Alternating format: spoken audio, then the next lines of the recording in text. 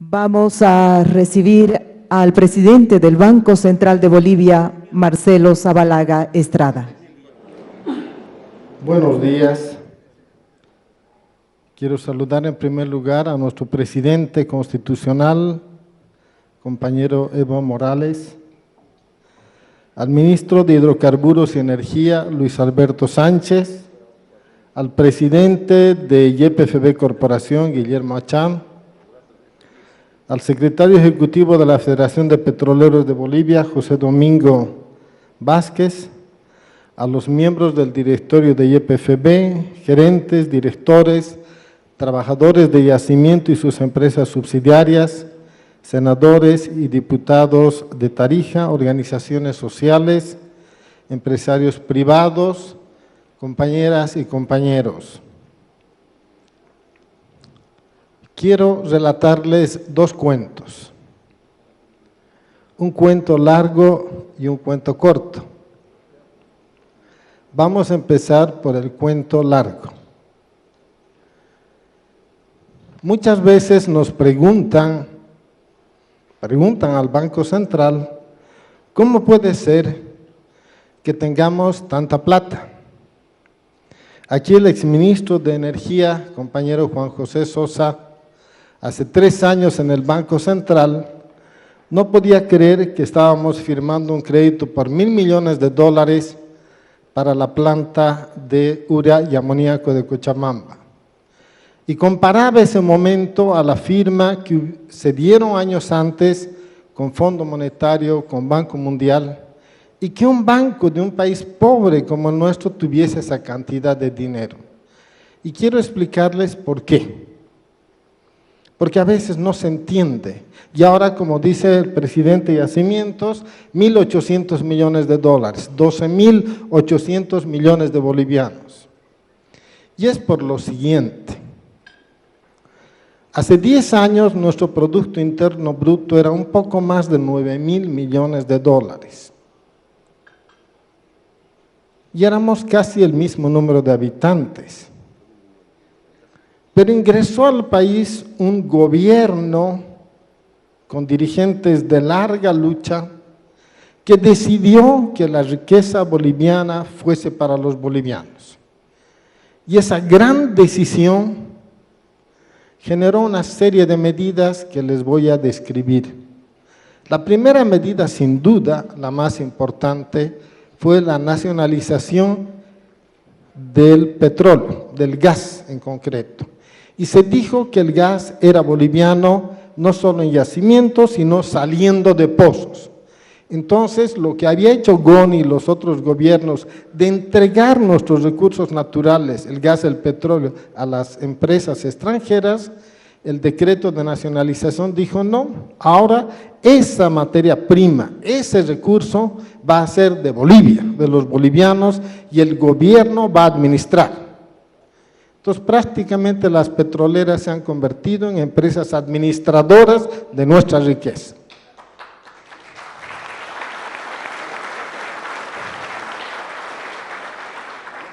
Y ese fue el primer acierto del presidente Evo Morales.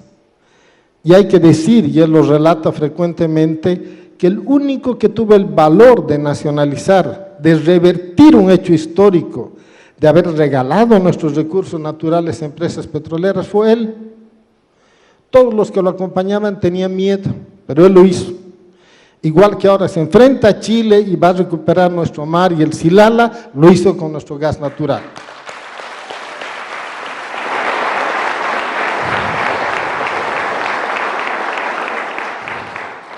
Entonces, ¿qué logró eso? Logró que desde ese momento lo que exportábamos y era nuestra riqueza.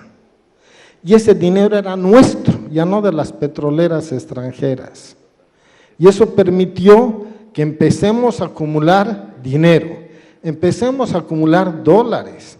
Y entonces el Banco Central, que tenía solo 1.700 millones de dólares de reservas, empezó a ver crecer sus reservas, porque vendíamos y lo que vendíamos era nuestro y nuestros dólares, los dólares eran nuestros, ya no de las petroleras. Y a medida que fueron pasando los años, las reservas fueron subiendo hasta 15,000 millones el año 14, 15,000 millones de dólares. O sea, casi 8 veces más de lo que teníamos. Pero esa fue una medida, no es la única que explica por qué el Banco Central ahora puede prestar tanto dinero.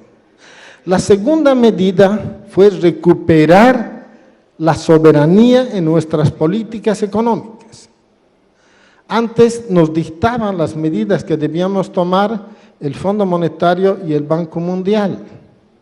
De vez en cuando el presidente y los ministros muestran fotografías de periódicos de la época.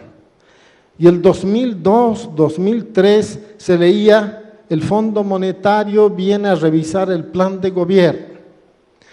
Comisión del fondo viene y el gobierno espera. O sea, éramos pasivos.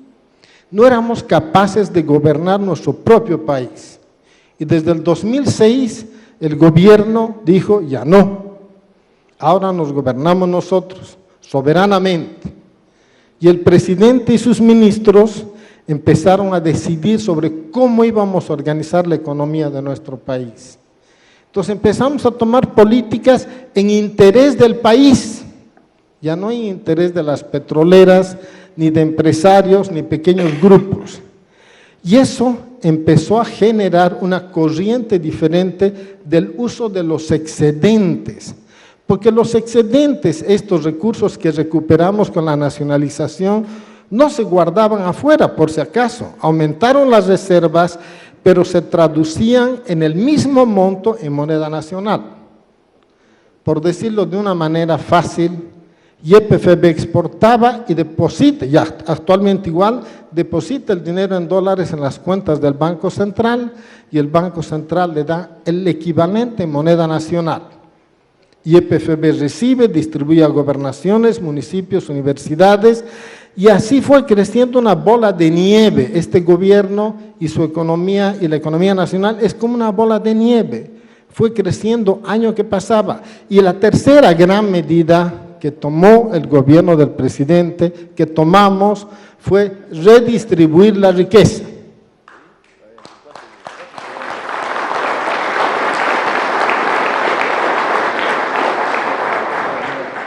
Y eso permitió que el mercado interno, que son todos ustedes, la demanda interna que somos todos nosotros, empecemos a contar con más recursos, con más salarios, con más bonos, con más dinero en la economía de los bolsillos de la gente. Y esa economía que fue incrementándose permitió que las empresas nacionales públicas y privadas empezasen a vender más. Entonces las empresas empezaron a crecer, empezaron a generar más empleo. Todo tipo de empresas, desde las más grandes hasta las más chiquitas, empezaron a crecer. Y eso permitió que pagasen más impuestos. Y entonces, con más ingresos en las empresas, con más impuestos, se pudo hacer más inversiones. Y esa es la bola de nieve que ha hecho la economía boliviana hoy, sea el equivalente de casi 4 veces la economía del año 2005. Hoy nuestro Producto Interno Bruto es 33,000 millones de dólares.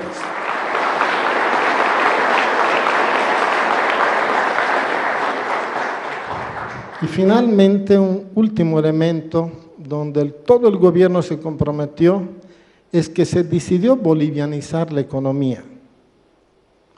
Bolivianizar porque nosotros estábamos dolarizados hace 10, 12 años. Y el presidente y su equipo dijo: no podemos manejar dólares, tenemos que manejar moneda nacional. Y entonces empezamos a cambiar los dólares por moneda nacional. Hoy el 96% de los créditos que se otorga es en moneda nacional. Y hace 10 años era al revés, solo el 4% de los créditos era en moneda nacional. Entonces el Banco Central comenzó a fabricar cada vez más billetes y monedas para tener más moneda nacional. Para darles una idea, hace 10 años la emisión, el dinero que toda la población tiene en su bolsillo, llegaba a 6,000 millones de dólares. Ahora es 7 veces más que eso. Es decir, tenemos mucho más moneda nacional y el Banco Central maneja más dinero y entonces tiene la capacidad de dar créditos tan importantes como los de hoy día, porque la economía también del Banco Central ha crecido a la misma velocidad que la economía del país y la economía de todos los hogares bolivianos. Pero damos en moneda nacional, no damos en dólares. Y las empresas con esa moneda nacional ya invierten en dólares o en moneda nacional que permite que se realicen las inversiones que ahora sorprenden al mundo entero.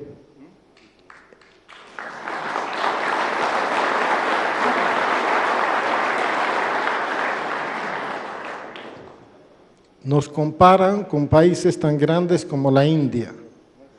La India está haciendo cosas similares a Bolivia.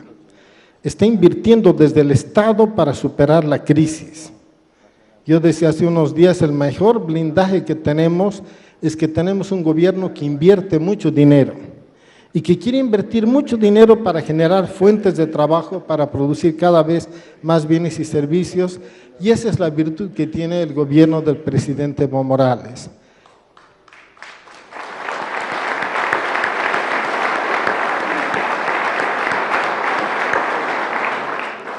Ese era el cuento largo. Y el cuento corto. He estado el fin de semana en Orinoca, pueblo del presidente Evo Morales. Y les confieso que me ha sorprendido. Me ha sorprendido por dos cosas. Primero, porque están construyendo el museo más grande de Bolivia. Y es un precioso museo que cuando lo terminen nos va a dar orgullo a todos los bolivianos porque tiene carácter mundial.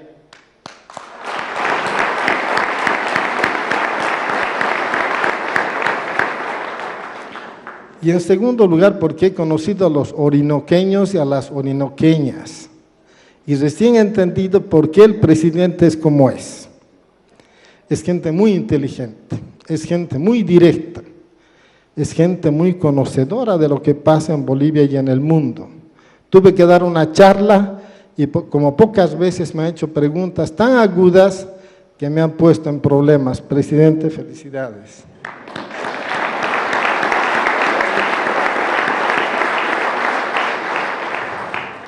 Finalmente quiero decirles que para mí es un orgullo estar en Tarija.